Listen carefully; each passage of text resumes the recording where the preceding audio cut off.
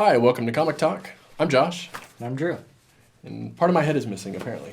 This is our comic Weekly review for the poll list that we do every week. This is for the 20th of January. And we've got 5 titles that we're reviewing this week. So this is another heavy week for us, so we'll jump right in. We have Batgirl, number 47. Batman, number 48. It's a nice cover there. I like this one. Yeah. I Hate Fairyland, number 4. Astonishing Ant-Man, number 4. And Silver Surfer, number 1. Give us a quick synopsis on this one by Stuart Fletcher. Babs investigates some dirty GCPD happenings. They get some intel from her, and she doesn't know how they got it. So. Mm-hmm. Yeah, this one, I've been a big kind of fanboy of the Batgirl series for a little while now. I've really been enjoying it. But this one is the first one since really this team took over where I felt a little bit let down. To be fair, it's not necessarily this team, because we do have different artists on this. Right. So the writers are the same. Mm-hmm. Did you feel let down by the writing at all? Not really. I actually think that maybe the writing's taking a turn towards a bit more of a grounded and embroiled sort of story, rather than like the previous couple arcs have been kind of loose and fun. Mm-hmm. And this one seems to be getting a little darker and a little more psychosis. There's some psychosis going on, and there's like the mother-daughter thing, or the daughter-father thing. Mm-hmm. And yeah, it's mostly just I felt like the art is really a drop for me. Not nearly as good as it's been. Yeah, let me see that. Did you notice...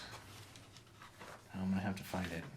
Okay, so we get big, butch lesbian-looking lady. Mm-hmm. And she attempts to defeat her by throwing these phallic-shaped devices at her from betwixt her legs. Yeah. Is that a real thing? Yeah, that's a bit weird, isn't it? Did it really happen? Yeah. But as far as the actual comic itself, at first I was kind of a fan of the art, the first few pages. Mm-hmm. It kind of reminded me of, I want to say maybe like the opening sequence of Bewitched a little bit. Right. Like the way that people are drawn. Mm-hmm.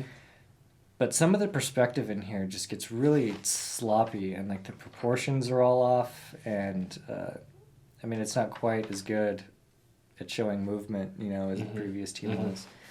So between all those things, and I think it was even a different artist for even the last couple pages. The first 6 pages is one artist, Carlini, and then the rest of it is Moritat. And I liked Carlini's work in the first 6, and then after that it really falls off pretty bad. Yeah, okay, this is where the perspective gets all weird. And Yeah, it gets more cartoonish. The look of it actually on both is, they're both roughly the same amount of distance away from what Tar has been doing in opposite directions, I think. Mm-hmm. The first 6 pages look a little more photorealistic. They're certainly not photorealistic, but a little bit more natural proportions and stuff, and maybe a little more towards what Capullo is doing in Batman. Mm-hmm. And the back half is like more cartoonish than normal. It looks like Ben 10 or something. Yeah, that's exactly what I was going to say, Ben 10 or Kim Possible kind of stuff. Kim Possible's another good one. And it's just not nearly as expressive. I don't feel the movement is less clear, the perspective is weird. And I just don't feel the characters emotionally the way I do when it's Tar, or even the fill-in artist who's now doing a bunch of work at Marvel, I think, is where she's at now. But I can't think of what her name was that we really liked as well. Yeah. But yeah, it's just not as good. I did enjoy the plot twist at the end. As you mentioned, it's probably the darkest thing that we've seen in Batgirl so far, and I think it was. I felt it extra hard just because it was in Batgirl, and I wasn't expecting anything like that to happen. Right. If this had happened in Batman, I would have been like, okay, well, here we fucking go. Right. But yeah. Yeah, and it actually puts into question a lot of things that happened the last few issues, or or really through this whole arc now, we have to question whether or not things were really as fun as they seem, or if we're getting like a revisionist history throughout the whole thing, if this is like a continuity twist now. Yeah. So interesting. Yeah. I don't know if these artists are staying on there. It kind of seems like a fill-in job just because one of them didn't do the whole thing. Right. So I'll be interested to see what happens next issue. Yeah, I'm hoping we get one of the previous artists, preferably Tar, but we'll see. If it continues to be these artists, my opinion of this is going to go down quite a bit, to be honest. Sure. Yeah, the art was like half the reason for reading it. So, right. Yeah. Right. All right, well then let's move over to the other Bat Family book that we have. This is Batman number 48. Snyder, Capullo, Miki, and Placentia, the same team that I think has been on this for like 48 issues now. I don't know if Miki and Placentia have been on it for this whole time, but they have been since we've been reviewing it. So what do we have here? Bloom goes rather public with his campaign, stomping on the streets and monologuing and stuff. And Bruce Wayne has an interesting conversation with a Joker lookalike, maybe. You assume it's Joker. Mm-hmm. Yeah. Well, this is doing what every like Snyder story since New 52 started seems to do, in my opinion, which is just kind of fall apart at the end and become pretty cliche. I think I've reached this conclusion about Snyder that he's always had really good ideas. Like his stories on paper are awesome, but it seems like he's afraid to really enter the headspace that he needs to in order to properly write his villains, because they always end up pretty much kind of being the same. Yeah. And he does a good job like setting up different motives for him and different backstories and everything, but then like when they get to talking too much, it's just the same old fucking drabble, except this time he's talking about gardens instead of a circus or whatever the fuck. Right, but it's always the same theme of like, oh, the bad guys are the good guys, and the good guys are the bad guys, and you secretly don't like anybody, do you? Yeah, I told you so, and it's just Jim Gordon does nothing. He's just in Bloom's hand the whole time. He's our Batman. He's been our Batman for a while now, and he's completely emasculated or hamstrung through the whole issue. He does nothing. Yeah. Like you said, Bloom just monologues the same garbage we've seen from villains for 30 years. It's just nothing interesting there. And even like the bench scene, which, you can't help but compare Batman stories to other Batman stories, right? Sure. I mean, it's just the way it goes. And for me, I feel like, this is issue 8 or whatever of Super Heavy, his big epic thing with Bruce is gone and he's coming back. And so we get this bench scene, which to me feels like something, like the end of Killing Joke or something. Like it should be this epic conversation that he's having to realize and become Batman again. And it just doesn't work for me. It just felt kind of same but different. Yeah. But same. Yeah. Yeah, it's almost harkens back to the end of the last issue where, somebody just had a very short conversation with him, like, this is why you need to be Batman, and then the same shit.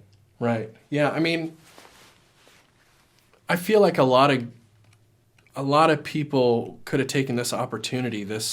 Snyder himself could have taken this opportunity instead of to do this thing with Bloom here where he's a giant and smashing around. Like, you could have taken this whole opportunity to done 20-some pages of this bench conversation. This is what I want to read. I don't want to read 3 pages of this condensed down and simplified. I want an issue where it's him really going over this and trying to reconcile and become Batman, not 7 panels of talking to a guy on a bench and then kicking in the door. I mean, conversely, if Bloom's scene where he was monologuing, had been like most of the issue and that had any sort of depth to it beyond the standard shit that we have seen from every other villain from Batman in the past quite a while, that would have been cool too. You know, so either of those directions would have been cool. But, you know, just the half-baked realizations of both didn't really cut it. Yeah,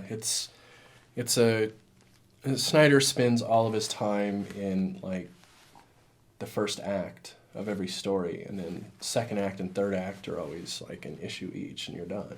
It's really weird. It just burns me out on Batman every time I go through one of his arcs. Like, I haven't really loved anything he's done since Black Mirror.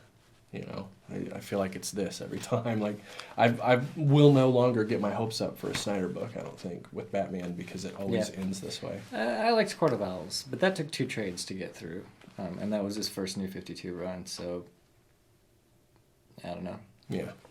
I mean, it's not terrible. It just feels like a Batman book that in 5 years no one will care about. They'll just go, remember Super Heavy when Jim Gordon was Batman? That was silly. He was in a mech suit. You know, and that'll be it. Like, that's all he's getting out of this, because it doesn't push any boundaries at all. No. There's nothing in here that's new or shocking or an exciting direction, which, I mean, it's fucking Batman. Like, where else are you going to do something like that, you know?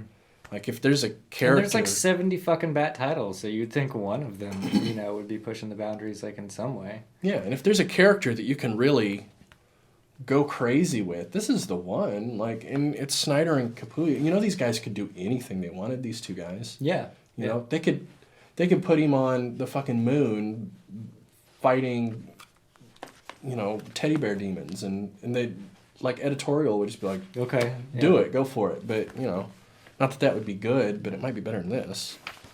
So that's my opinion. You got anything else on that? Nah, I think I'm good. All right, it's okay. Let's move over now to Image. Let's talk about a perennial favorite of ours, Scotty Young and Jean-Francois Ballat's I Hate Fairyland, number 4 this time. So this one, Gertrude decides to get pure evil on Happy's punk ass. Yeah. She ain't dead. No. So, spoiler, I guess. That's kind of on the You can't cover. really talk about any of the issue without, Right, it's like the very first panel. Yeah. We get the same theme right off the bat. It got...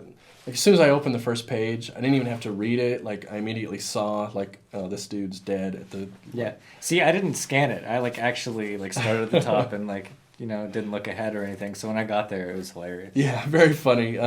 You know, because this time Larry does it, which is awesome. I loved that. Generally speaking, I feel like with this series now, Young is starting to hit his stride with the characters. So... it's feeling a little less outlandish. I think mostly because we're 4 issues in, and so we're getting used to it. We understand the world a little bit more. So he can't get us with the simple flipping the Fairyland rules on you. Like, that's not gonna win any confidence in the story anymore. You know what I mean? Sure. So, and what's cool about it is you can tell that he knows that. Like, it's very clear from this issue, because this issue now, we get a turn. It's a new paradigm. And now we're really focusing in on the characters, even more, I think, than we have in the past. You know, this was, strangely enough, almost like a character drama through this one. Yeah. And I mean, it also comes through in the art, too. I noticed, like, I think it's probably that now he's had, like, 4 issues to draw these characters, so he understands them a little bit more. But I feel like even the expressions in the characters and the way they're moving on the page and their body language is becoming more expressive but more subtle. You know, like you get sometimes more expression out of subtlety than you do out of big exaggerated things, and he's starting to rein that in, and we're getting more subtlety in, like, the facial expressions and the way they respond to each other. I'm really digging it. I'm also increasingly getting, like, a Lord of the Flies vibe from this. Just because, I mean, she wasn't, like, raised by people, you know, so she's just been always, like, doing whatever the hell she wants. Right. And just seeing the way that continually manifests itself and the way that she reacts to certain situations and, you know, situations that she puts herself in. Yeah, it's totally Lord of the Flies. Right. Well, and it creates a sympathy as well. Like, now that we're 4 issues in and we've seen her, now we're seeing like why she is the way she is a little bit more. Yeah, I think is a way to put she's it. a fucking savage, but it's not all her fault. Right. I mean, what would you do if you were 8 and then you just had to figure out the fucking world for yourself from then on, and you just go around murdering everything and it's fine. Right. Right. And she actually has that conversation early on with the Queen where she gets into her motivations a little bit and says, what do you expect? I'm in like practically a diabetic coma. Like all there is to eat is candy. So I can't sleep. I'm constantly like on edge and I can't get out of here. Everything's crazy looking. Everyone is insane.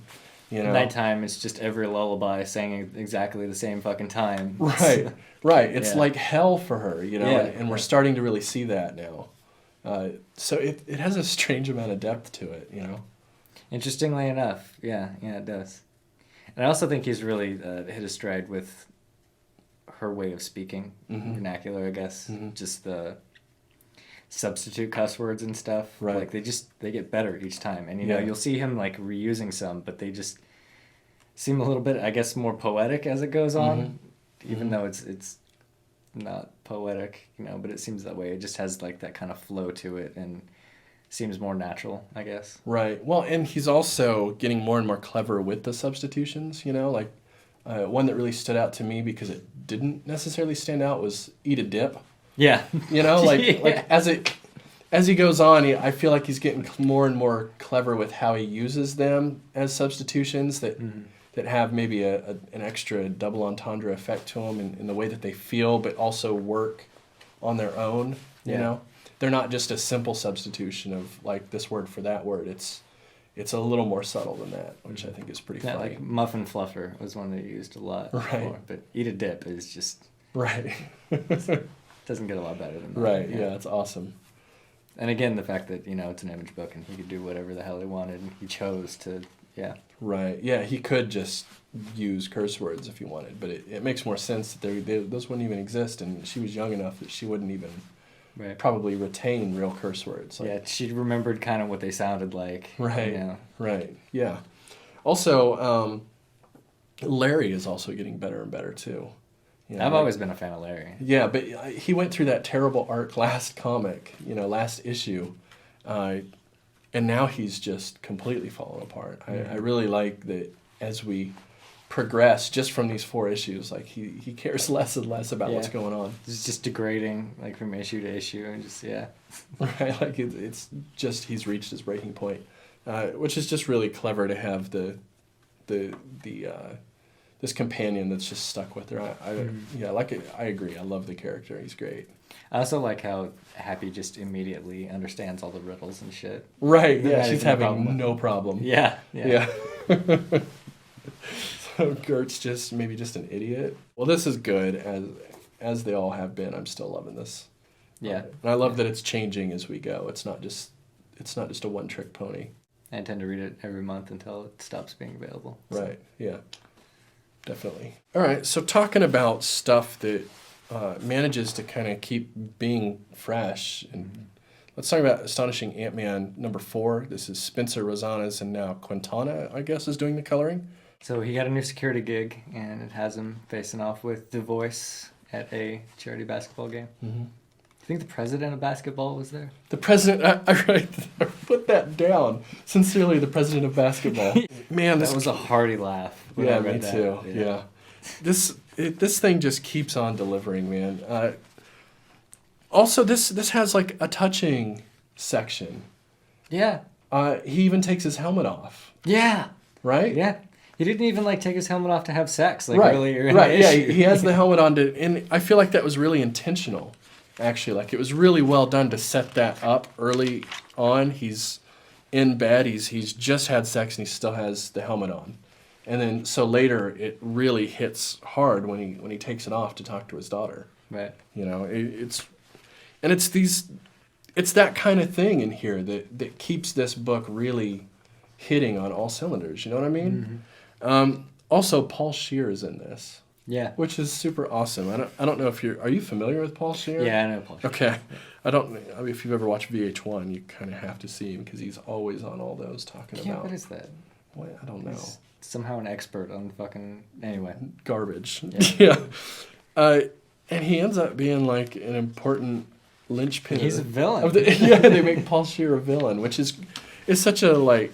It's like the Grant Morrison Squad, Suicide Squad thing is what this immediately reminded me of. It's such a weird meta thing to do. Like, he wrote himself into an issue, so they're like, well, screw you. Like, Nick Spencer's, like, I'll use him and make him a villain. That'll be fun, It's his own fault for writing him into the comics. Yeah, now he's in the fucking universe, so I can fuck with him. He's mine now.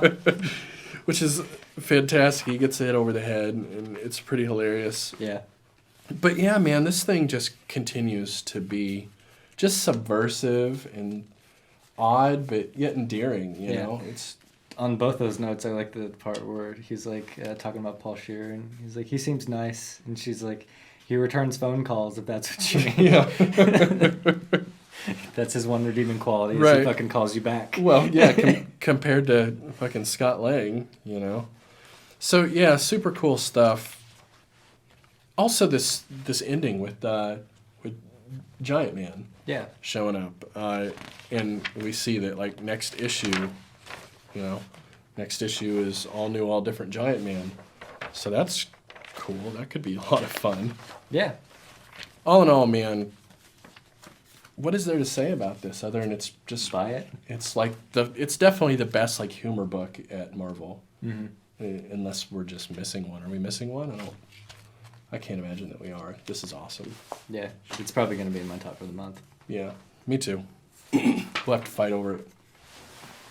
We'll ask the president of basketball who we'd rather speak on his behalf. Yeah. We got one more Marvel book. We do. So we talked about this one a little bit a couple weeks ago. I don't know if it was in the episode or if it was after we turned the camera off. I'm not sure. Could have been just a dream that we both had. That happens. Yeah. So this is Silver Surfer #1. This is Dan Slott, Michael Allred, and Laura Allred. Do you think they're related? No relation. But yeah, so we thought, hey, it's Silver Surfer. It looks weird.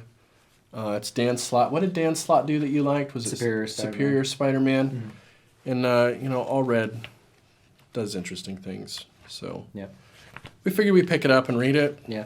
So first of all, what's this about? There's some aliens that are stealing all the artwork and creativity and whatnot. Imagination. Yeah. Yeah. And so they go and stop it. And this is... I haven't been keeping up with Silver Surfer. Like, the last Silver Surfer I know is, like, the old, like, Kirby Silver Surfer from, like, the late 70s, early 80s, or whatever the fuck that's from. I don't know. Sure. But, so now there's this other character. Is this Eve? Is that her name? Maybe Eve's the sister. I don't know. But she's, like, rolling around with him, and she looks like she's from the 60s or something. I don't know. It's weird. Just, what do you think of this, first of all? I got a few good laughs in the first couple pages. All in all, I don't really feel like it's up to, like, the standard of everything else that we read. I don't either. It has, like, this weird kind of Squirrel Girl-y vibe, which it works for Squirrel Girl, but it doesn't work for me with Silver Surfer, really. See, and again, like, I know Slott from Spider-Man, and, like, this vibe works for Spider-Man. I mean, it's slightly funny and a little bit obscure at times and whatnot, and that's what the character is. But, yeah, I don't understand writing Silver Surfer the same way.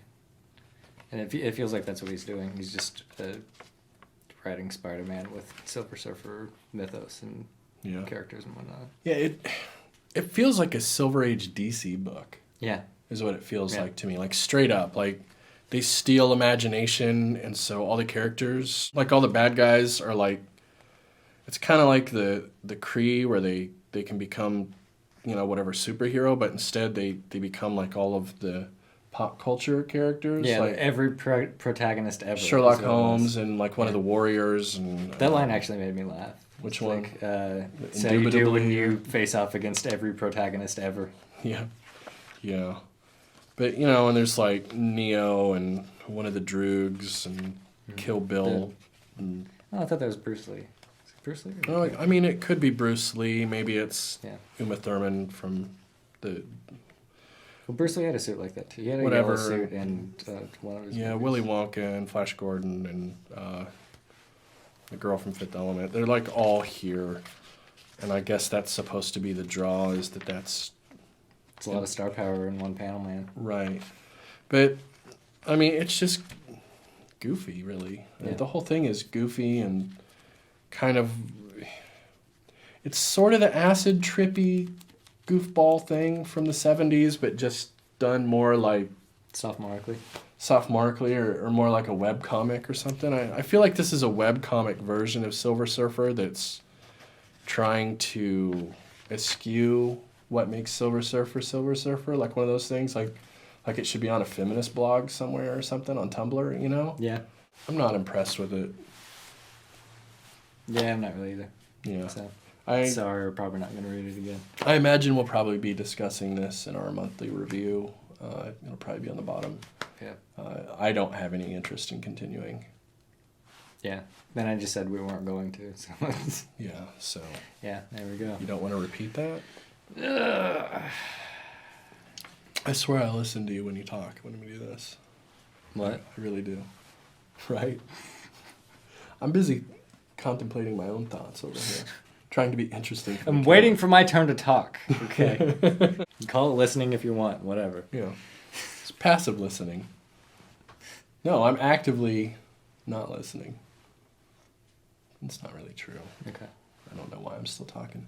All right, that pretty much wraps it up for us this week. We will be back on Monday talking about the next group of issues for Batman and Robin Eternal. It's like issues 7 to 16. 16, yeah. Yeah, it's like 10 issues. We have a video already where we talked about 1 through 6. It was pretty good. It felt like it was leading up to some things, so now we're going to talk about where it's gone. At this point, it's 16, which came out today, or was it 7? 16 came out today. We're kind of at the end of the second act now, is basically where we're at. So maybe close to. It's hard to say with comics. You never know when they're going to be like, oh, but there's more. Right. Wait, you know. And it is eternal, so. Yeah. Right, so it'll never end. Never. So we thought this would be a good time to go back in, talk about it a little bit more, see what we think of where it's gone up to this point. Yeah. So we'll do that on Monday. We always do this every Wednesday. We talk about whatever we have on our poll list. Usually it's between 3 to 5 episodes. You can like and subscribe below. Comment about, did anybody else read this Silver Surfer thing? Or do we just not get it, maybe? You think that's possible? No. Like, They get everything. okay, you're right. Clearly we got it because it's right here in my hand. We obtained it. Yeah, it's like the same thing. What's the deal there? I'm pretty sure it's just bad. But maybe you guys disagree. Let us know. Following Monday, after that, I think we're probably going to do some more Talks Comics episodes. I Yeah. think it's about time for more of those. I enjoy doing About those. time. I mean, it's been like a whole 2 weeks since we did like 4 of those in a row. So we need to do some more. Yeah. I really enjoy doing those. So we're going to do some more. If you have any topics that we should maybe Talks. talk Talks. in regards to comics, let us know below as well. I think we have some good topics lined up. I think you guys will enjoy them. Other than that, Facebook, Twitter, Tumblr, Reddit. These are just places that you can go to do things, but if you look below, it'll make more sense. Discovery.com. Google. Nat Geo. Nat Geo. Wikipedia. We should have a Wikipedia page. Somebody go make us a Wikipedia page and then link us to it. I'll mail you $1. Just make up all kind of shit about it. Is that even legal? To mail Can you- somebody $1? I think so. To To make- get a money order for No. $1? Not the mailing part. They're making the Wikipedia part. Can you pay somebody to do Wikipedia stuff? Is that... I don't mean like illegal. I mean like internet illegal. Like, is it like against the Wikipedia rules to pay somebody to do a Wikipedia entry? I don't know, man. Do a Wikipedia entry for us and we will donate $1 to Wikipedia. Yeah, that works. Okay. Are you still here? It's over. Leave. Go home. There's no more content. No, there's no more comics. There's nothing else. What if we just let it go for a minute? Like how long? I don't know. Just inflate like the length of the video for no reason.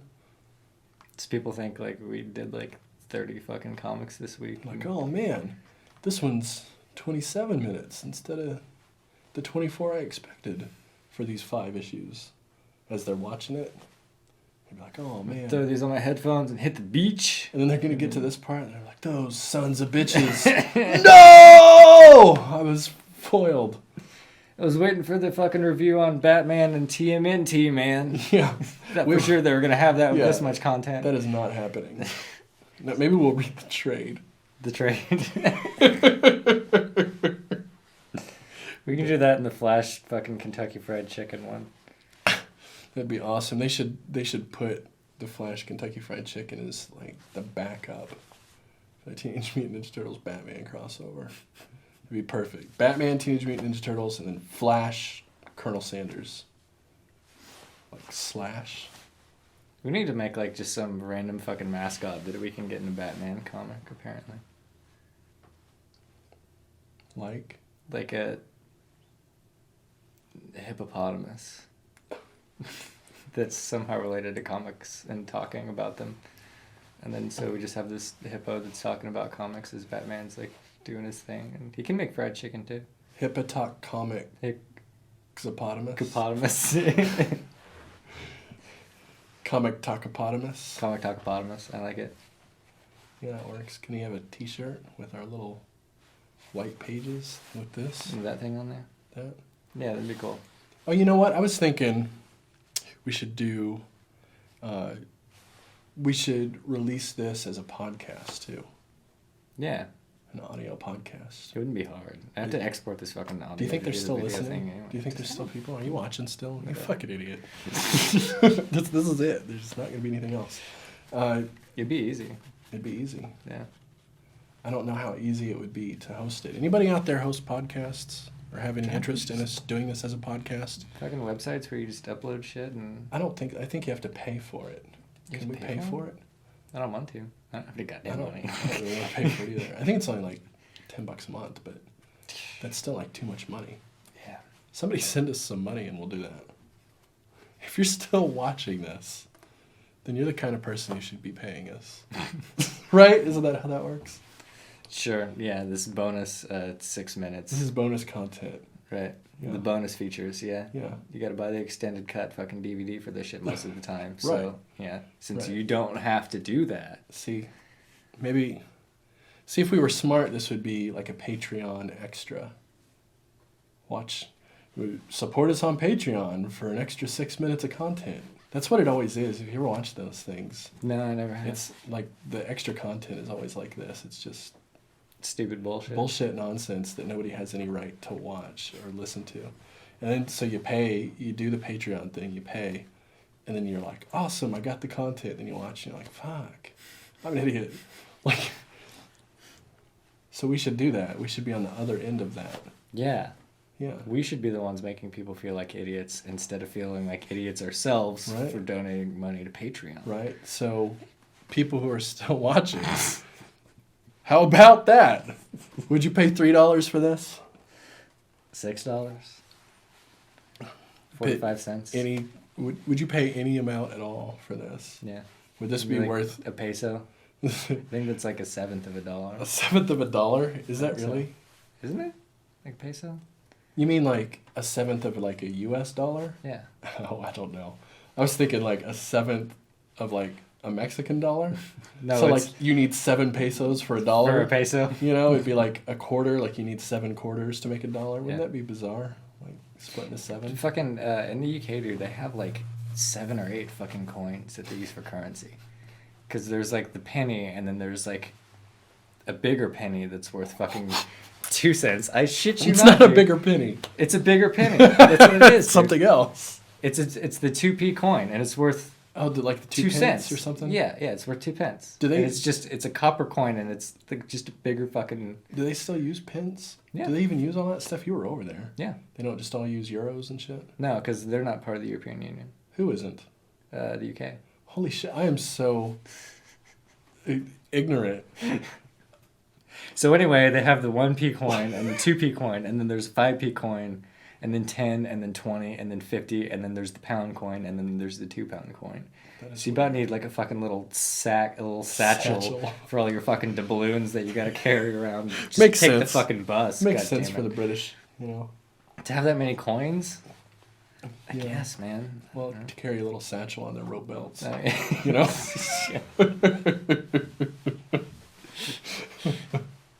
Yeah. Yeah. All right. Can't imagine getting robbed of your fucking pouch of coins. Yeah. Like somebody slips up behind you with a knife and just cuts your rope belt and Yeah, absconds that's right. with your little pouch. Absconds. Bibbidi bobbidi bibbidi bobbidi. Right, they're clicking their heels on the way as they hop away.